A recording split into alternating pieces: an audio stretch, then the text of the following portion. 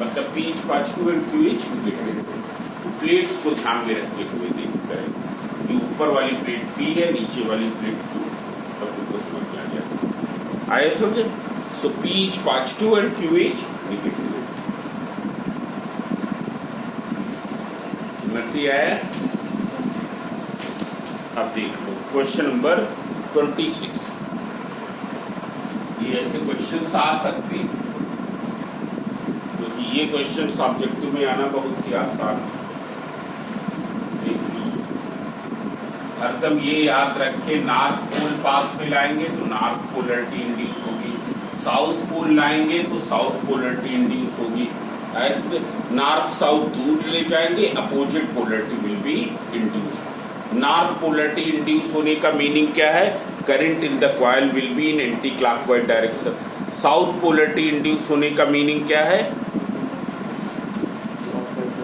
बोले clockwise. Now see here, mark the direction of current through the galvanometer and the magnetic poles induced at the ends of the coil. हम coil में तो current mark कर लेंगे, पर वो क्या है, और मैग्नेटिज्म इंड्यूस वो बता देंगे, पर गैल्वेनोमीटर में डिफ्लेक्शन की डायरेक्शन हम लोग नहीं बता सकते ना। Mark the direction of current through the galvanometer and magnetic poles induced at the ends of the coil. So very simple, when you are bringing the north pole towards it, what type of polarity will be induced? जब यहाँ north induce होगी तो यहाँ कौन सी induce होगी? South। अब देख लो north यहाँ कब induce होगी, जरा देख लो, इसको थोड़ा बड़ा बना लो। नॉर्थ कब इंड्यूस होगी? When the direction of current is anti clockwise. Anti clockwise तुमको कैसे दिखाई दे रही है? बताओ, क्या ये एंटी क्लॉकवाइज दिखाई दे रही है? बता सकते कोई भी? ये एंटी क्लॉकवाइज दिखाई दे रही है? बिल्कुल नहीं दिखाई दे रही। ये जो क्लॉकवाइज हो गई ना, ये क्लॉकवाइज हुआ कि नहीं? देखो इस लूप में, देखो ये कैसी डायरेक्शन है, क्लॉकवाइज हुई। एंटी क्लॉकवाइज है तो तुम उल्टे एरो कर दो। देखो अब करंट एंटी क्लॉकवाइज दिखाई दे रही है। अब देख लो ये वाला टर्न क्या है, ये ऐसे इधर आ रहा है, ये क्या है, ये ऐसे आ रहा, मतलब इधर ये ऐसे। ये क्या है, इस तरफ से आ रहा, मतलब ये ऐसे, मतलब करंट क्या होगी? It will be from right side to the left side. It will be from right side to the left side. आया समझे? तो ये होगी करंट की डायरेक्शन। मतलब अगर यहाँ देखें गैल्वेनोमीटर से क्या हो जाएगी करंट? लेफ्ट से राइट। गैल्वेनोमीटर में करंट लेफ्ट से राइट। गैल्वेनोमीटर में डिफ्लेक्शन किस तरफ होगा, that you can not tell, वो हमको नहीं मालूम। लेफ्ट से राइट होने का मतलब ये नहीं है कि गैल्वेनोमीटर की निडल ऐसे डिफ्लेक्ट होगी, क्योंकि गैल्वेनोमीटर की निडल का डिफ्लेक्शन टार्क पर डिपेंड करता है ना, और वो अंदर के कनेक्शन पर डिपेंड करेगा। तो ये लेफ्ट से राइट जा रही है, क्योंकि इन्होंने गैल्वेनोमीटर के लिए पूछा। यूज लेंस लॉ, तो वो हमने बता ही दिया है लेंस लॉ ना, तो देख लो क्या दिया हुआ। By Lenz law, the end of the coil nearer the magnet will behave at north pole so as to oppose, वो बता चुके हैं, and उस दूर वाला current will pass through the galvanometer from left to right। आए समझे? अब देख लो ये क्वेश्चन और देख लो, जैसे ये है क्वेश्चन नंबर 38। ये क्वेश्चन समझ में आ रहे हैं कि नहीं? 38 क्वेश्चन।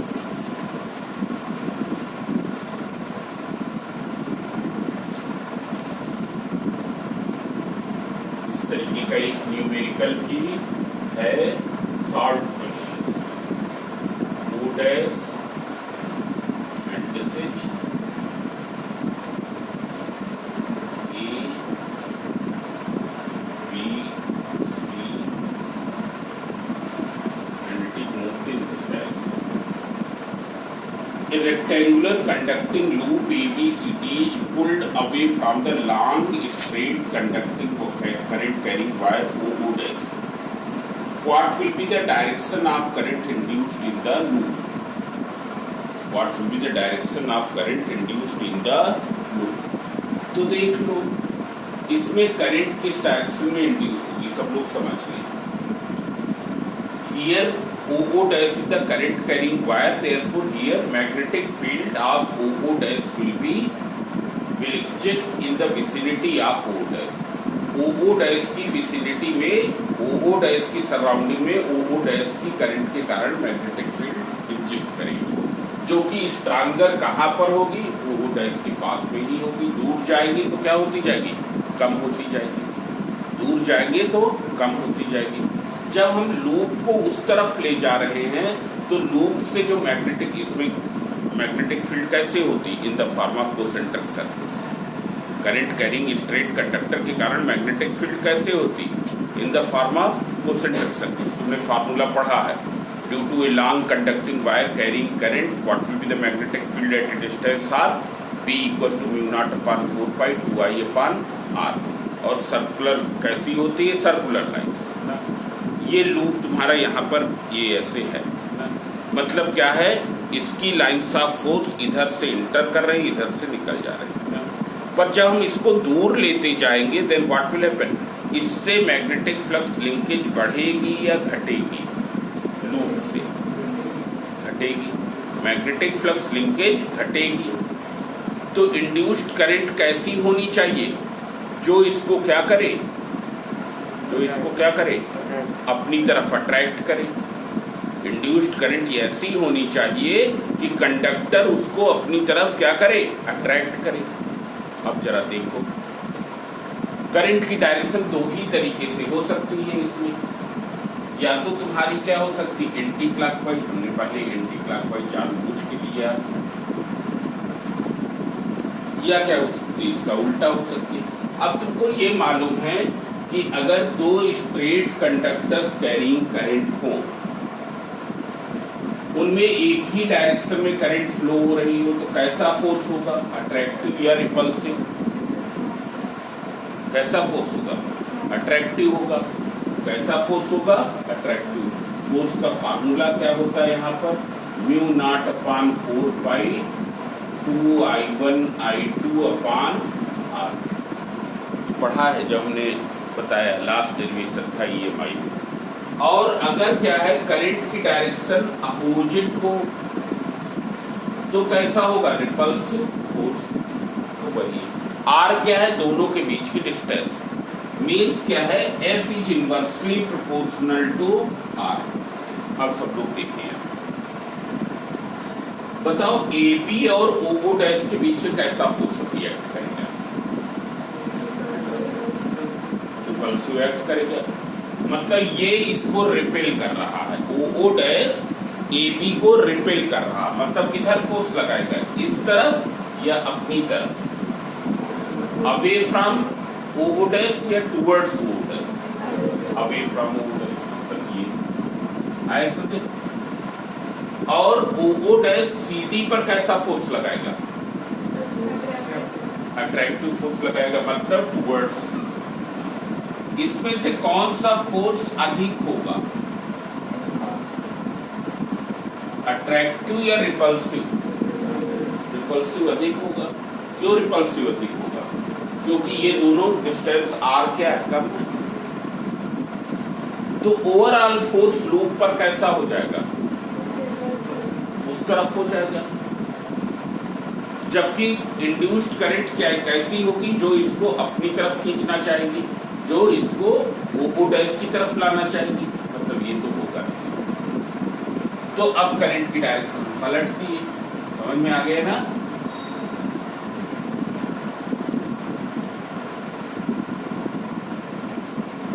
अब हमने करंट की डायरेक्शन क्या कर दी, पलट दी.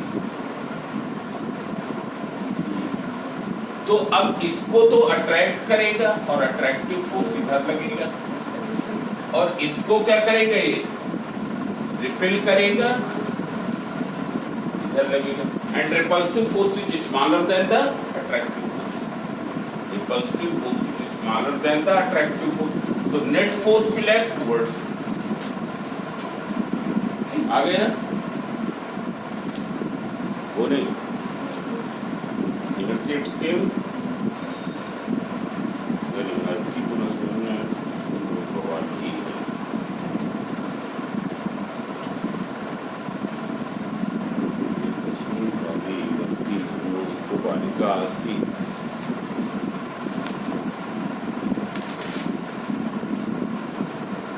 अब देख लो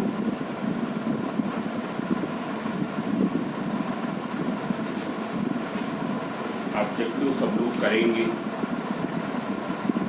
अब देख लो क्वेश्चन नंबर 36,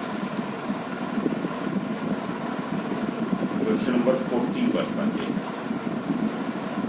41।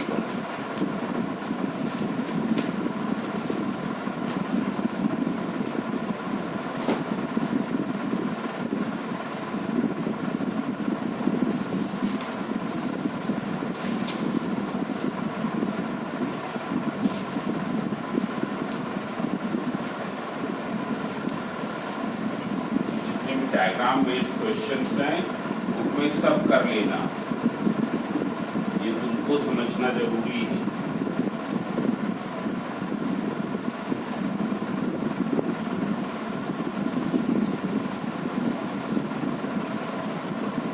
इसलिए अगर ना आए वो हमें 25 बार और बता दें।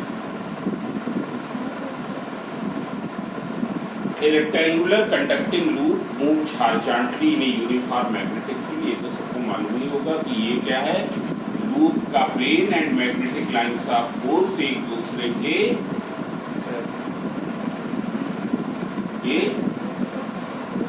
परपेंडिकुलर दिखाई दे रहा है।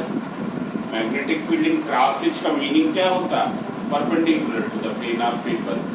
लूप क्या है, on the plane of paper, perpendicular to its plane। Will there be any induced current in the loop or any work required to move the loop if the loop is completely in the field? No। अब लोग देख लें, suppose ये field यहां से वहां तक extended होती और लूप को हम यहां से वहां तक ले जाएं, is there any linking change in flux? No. जितना फ्लक्स यहां लिंक होगा उतना ही वहां भी लिंक होगा। मतलब इसको थोड़ा और आगे बढ़ा देते हैं फील्ड।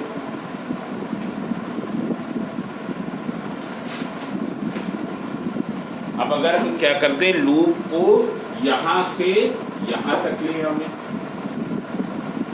क्या कोई चेंज इन फ्लक्स हो रहा है? नहीं। जितना यहां लिंक है वही वहां भी लिंक है, तो कोई ईएमएफ नहीं इंड्यूस होगा, कोई करंट नहीं इंड्यूस होगी and no work will be done. ऐसे वर्क तो तब वो होगा जब करंट फ्लो होगा। If the loop is partially out of the field then yes, अब होगा। अब अगर क्या होता, लूप पार्शली आउट होता, मतलब क्या है, अब हम क्या कर रहे हैं, लूप को बाहर निकाल रहे हैं। When you will take out the loop outside, what will happen?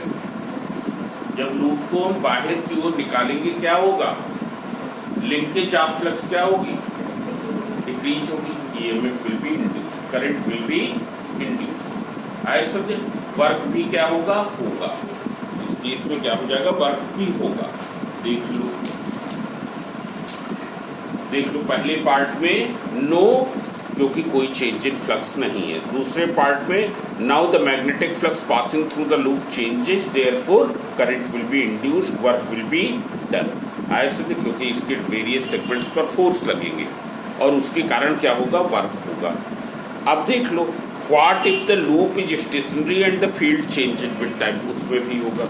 अगर लूप रेस्ट पर रखा हो और फील्ड चेंज हो रही हो, कल एक क्वेश्चन किया था 0.1 टेस्ला पर सेकंड से फील्ड चेंज हो रही थी, उस केस में फ्लक्स भी चेंज होगा। फ्लक्स चेंज होगा, what will happen, current will be induced, work will be done. अब देख लो, जब इसको हम बाहर निकाल रहे हैं, इसमें करंट कैसी होनी चाहिए ये तुम्हें बताना है। जब हम बाहर निकाल रहे हैं, लिंकेज ऑफ फ्लक्स क्या होगा, डिक्रीज होगा।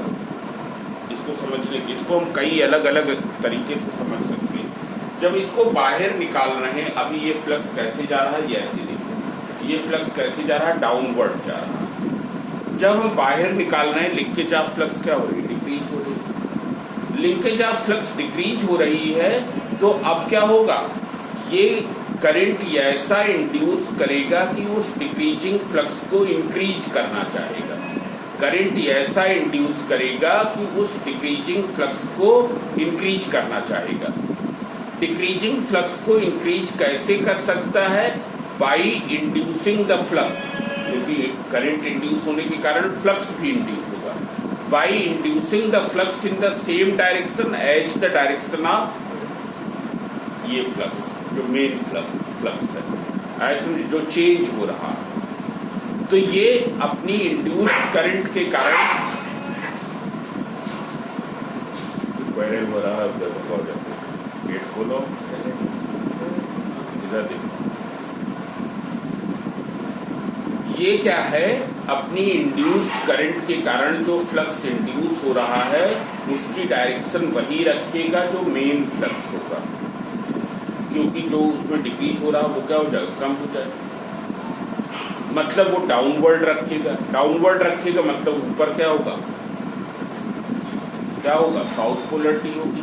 इधर क्या होगी, साउथ होगी। नीचे क्या होगी, नॉर्थ। ऊपर साउथ होगा मतलब करंट की डायरेक्शन क्या होगी, क्लॉकवाइज। करंट की डायरेक्शन क्या होगी, क्लॉकवाइज। क्लॉकवाइज होगी मतलब,